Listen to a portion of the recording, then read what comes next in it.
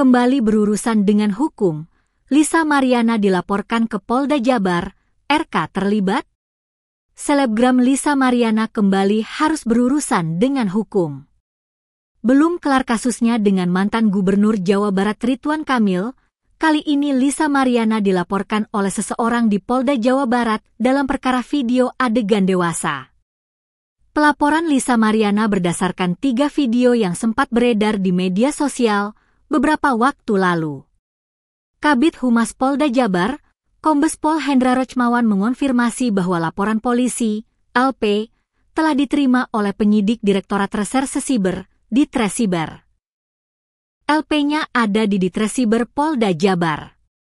Kemudian, kita juga telah melakukan beberapa proses permintaan keterangan dari saksi-saksi pelapor ini untuk menguatkan daripada laporan yang dimintakan, kata Hendra, dikutip dari YouTube Reben Entertainment, Kamis, 10 Juli 2025. Menanggapi rumor yang sempat mengaitkan kasus ini dengan Ridwan Kamil, Kombes Hendra dengan tegas membantah adanya keterlibatan RK. Tetapi datangnya bukan dari sosok RK, Ridwan Kamil, yang kita duga, tapi orang lain, tuturnya.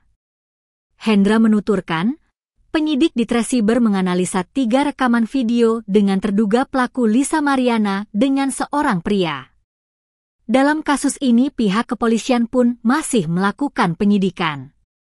Sebelumnya, Lisa Mariana mengakui bahwa dirinya merupakan pemeran wanita dalam video tersebut. Lisa juga menyinggung masa lalunya yang memiliki tubuh langsing. Sementara itu, Lisa Mariana mengaku tak tahu siapa yang menyebarkan video tersebut. Disinggung jika dilaporkan atas video tersebut, Lisa memilih pasrah.